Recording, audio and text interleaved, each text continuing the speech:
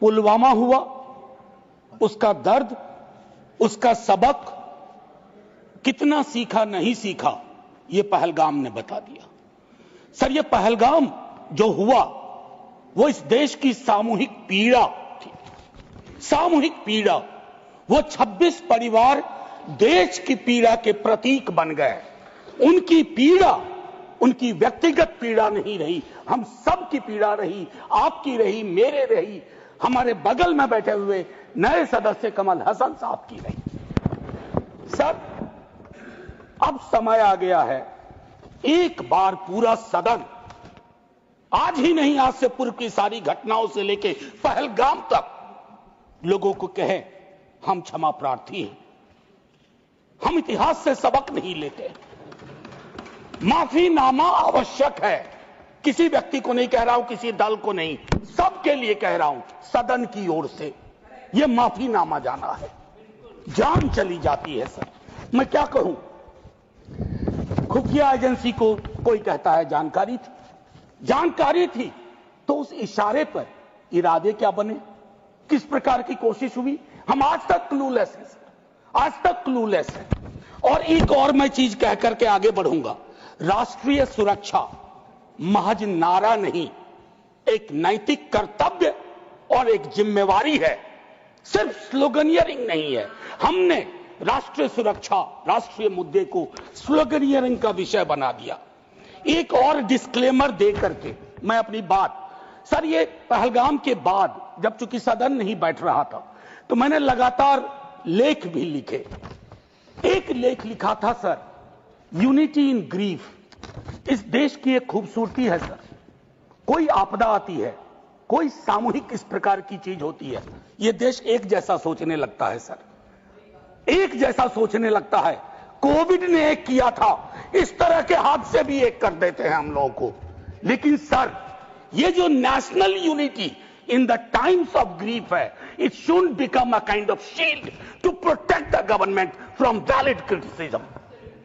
ये फर्क है ना सर, ये फर्क मैं समझता हूं कि एक परिपक्व लोकतंत्र में यह अंतर स्पष्ट होना चाहिए कि सैन्य सेवा और राजनीतिक नेतृत्व अलग अलग चीज है।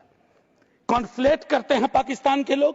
कल ही मिलिंद भाई बता रहे थे, यह हालांकि बहुत पिटा हुआ डायलॉग है कि all Nations have an army, Pakistani army has a nation. हमारी आर्मी की खूबसूरती रही, जैसा मानस ने कहा अभी, they don't wear any religion, any ideology on their sleeves, in their hearts, everywhere it is the tricolour. हमारा अप्रोच भी वही होना चाहिए।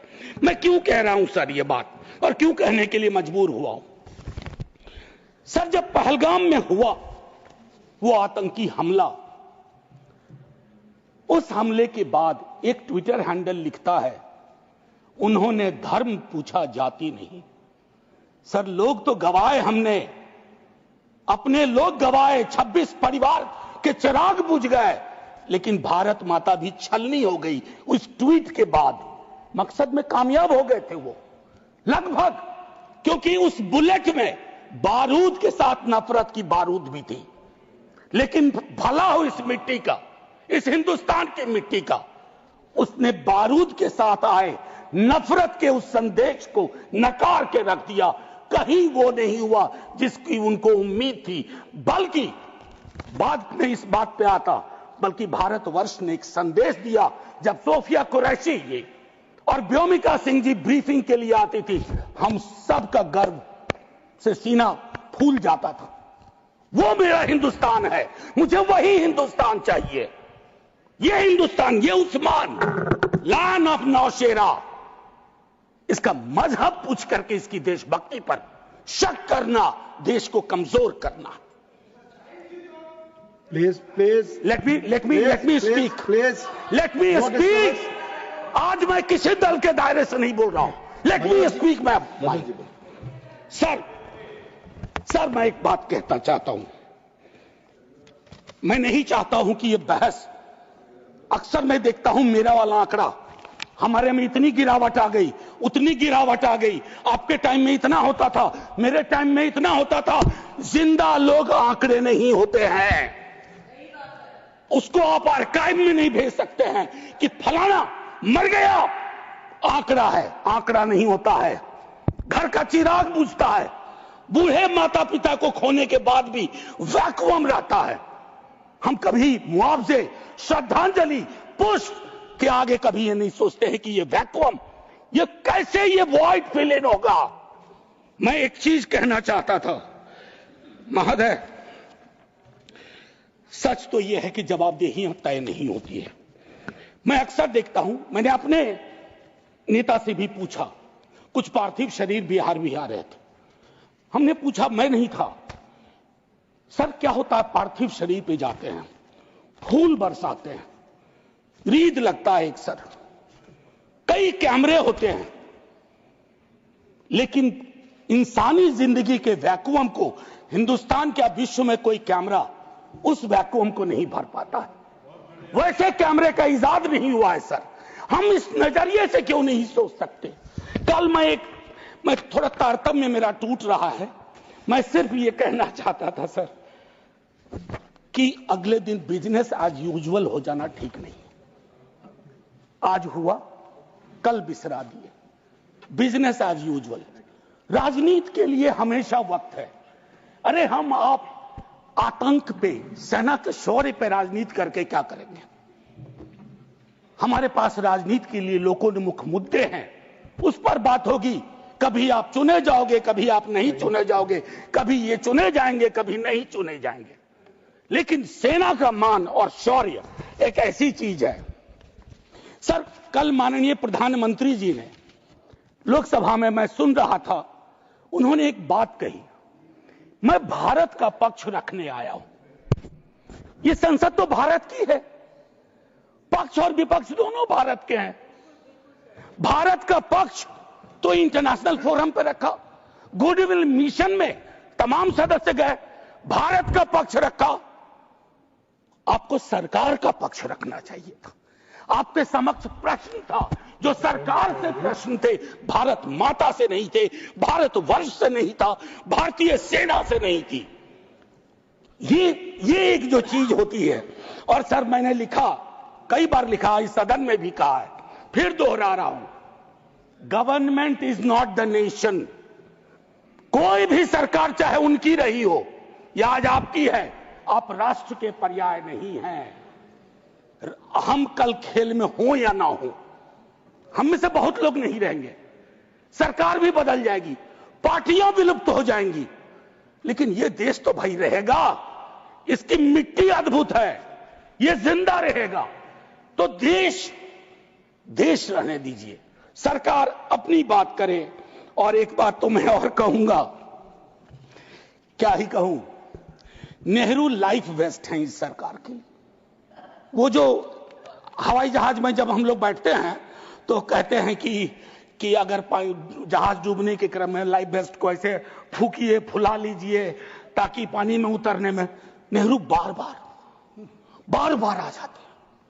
मतलब मैंने तो पिछले सदन में, उस वाले पार्लियामेंट में कहा था कि बेहतर है एक दिन में एक मुकदमा कर दो, जवाहरलाल नेहरू हाजिर हो, जिनको उनके पक्ष में दलील देना है देंगे, हम जैसे लोग चलिए टूटे बिखरे हैं।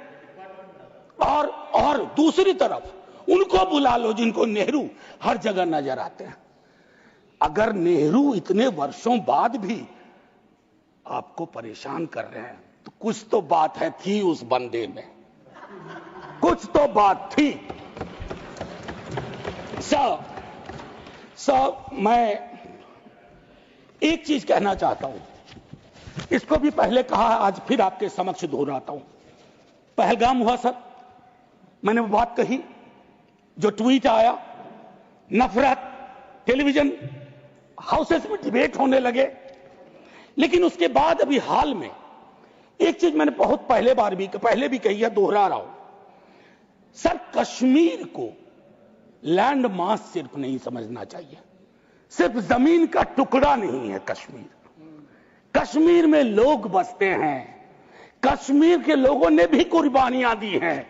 पहलगाम के बाद जिस तरह का रिएक्शन कश्मीर में आया वो अनप्रेसिडेंटेड था, अनप्रेसिडेंटेड। लोग रो रहे थे, कंधा दे रहे थे, बचा रहे थे, अपनी दुकानों के शटर डाउन कर दिए। लेकिन उसी कश्मीर में बाद के विजुअल्स में वहां की चुनी हुई सरकार, हालांकि मैं मानता हूं सरकार के बारे में, they have the responsibility without power, तो ये आज अर्जी का वक्त नहीं है, लेकिन मैं एक अर्जी लगा देता हूं इस सरकार के समक्ष, फुल फ्लेजेड स्टेटहुड बहाल करिए। ऐसी छवियां जहां सीएम एक खास जगह ना जा सके, मौन करने के लिए, रेस्पेक्ट देने के लिए, श्रद्धांजलि देने के लिए, उसके बाद सब दूसरी पीड़ा एक हुई। हमारे एनएसए साहब ने कहा एक कांच नहीं टूटा हिंदुस्तान का। सर ये संवेदन शून्यता की पराकाष्ठा है। पूंछ राजौरी के लोग कांच से भी गए बीते हैं। मुझसे ज्यादा पूंछ राजौरी को आप जानते हैं माननीय चेयरमैन साहब, कितने लोग हमने गवा दिए। उसके बाद मुझे लिखना पड़ा, प्रिय कांच तुम कितने धन्य हो, तुम्हारा जिक्र हो रहा है, जिनको खो दिया उनका कोई जिक्र नहीं हो रहा। सर ये आपके माध्यम से मैं रख रहा हूं, मुझे जवाब नहीं चाहिए। फॉरेन पॉलिसी को लेकर के विदेश मंत्री जी नहीं है, मैं एज ए कैरियर ब्यूरोक्रेट उनका बड़ा फैन था। मैं राजनीति में नहीं था, फॉलो करता था उनको, लेकिन मैं देख रहा हूं और मैं उनको सिर्फ दोष नहीं दूंगा, क्योंकि ये जो कैबिनेट है जिसमें आत्ममुग्धता का भी पुट है, उसमें कलेक्टिव रिस्पॉन्सिबिलिटी का नोशन गायब सा हुआ है। मैं सिर्फ ये कहूंगा, अभी हाल में बॉन्डुंग कॉन्फ्रेंस की एनिवर्सरी थी 18 से 24 अप्रैल, पहली बार इस देश में उस एनिवर्सरी को याद नहीं किया गया। वो एनिवर्सरी क्या थी सर? एफ्रो एशियन कंट्रीज 55 में जुटे थे, उससे नॉन अलाइन ग्रुप का जन्म हुआ था, बिसरा दिया सब। भाई हम इमीडिएट में देखते हैं अपनी विदेश नीति को। सर हम तो बहुत गरीब गुरबा देश थे, लेकिन धौंस से बोलते थे बड़े बड़े मुल्कों को माइंड योर बिजनेस। कहां आ गए सर हम कि गाजा के रेजोल्यूशन पे हम एब्सटेन कर जाते हैं दुनिया के गिने चुने देशों में। मानवता का सवाल है, भारत ने मानवता के सवाल से कभी मुंह नहीं मोड़ा है। कौन से भारत का निर्माण हो रहा है ये मैं, और एक और चीज कहूं, हम लोग बचपन में एक डायमंड पॉकेट बुक्स में चाचा चौधरी पढ़ते थे। हाँ, ये अमेरिकन जो प्रेसिडेंट हैं उनमें मुझको चाचा चौधरी के सारे नेगेटिव गुण दिखते हैं। उनको एक चौधराहट सवार हो गई है।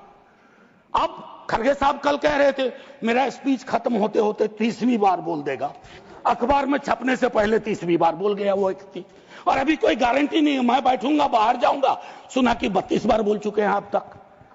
सर मैं इसलिए कह रहा हूं इसका प्रतिकार सूत्रों के हवाले से ना हो कि सूत्र कह रहे हैं कि उन्होंने दखल नहीं दिया।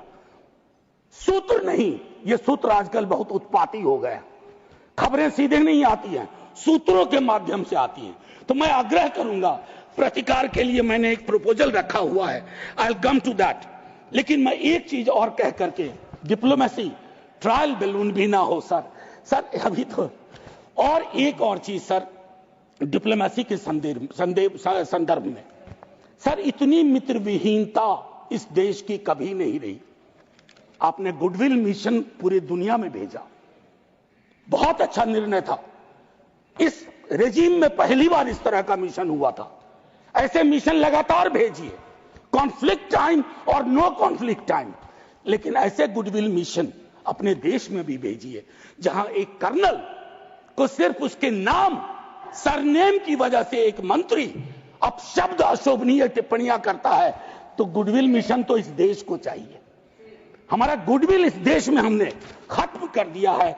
और मैं एक चीज कहना चाहूंगा कि एक शेर है बड़ा मशहूर, वतन की पासवानी जानो ईमान से भी अफजल है, वतन की पासवानी जानो ईमान से भी अफजल है। मैं अपने मुल्क की खातिर कफन भी साथ रखता हूं। ये किनके लिए है? जिनको संदेह की दृष्टि से देखा जाता है कि भारत के लिए प्रेम है कि नहीं है, वगैरह वगैरह। माननीय सभापति महोदय, मैं सिर्फ एक आग्रह करूंगा, चूंकि कल की प्रोसीडिंग मैंने लोकसभा की भी देखी, मुझे दुख हुआ कि इस पीड़ा ऑपरेशन सिंदूर, जिसमें सेना के शौर्य को पूरा सदन सलाम कर चुका है, लेकिन जो विसंगतियां सेना ने इंगित की समय समय पर, जिसमें पॉलिटिकल डिसीजन का बहुत बड़ा कंट्रीब्यूशन था, उसको रेटोरिकल अंदाज से, रेटोरिक से कवर नहीं किया जा सकता है। Come clean, come straight, we are with you honourable prime minister, so I propose from this house a resolution, finally a resolution. This house unilaterally condemns the repeated statement of American President Donald Trump and find him the epithet of the greatest liar of the century. Jai Hind, sir.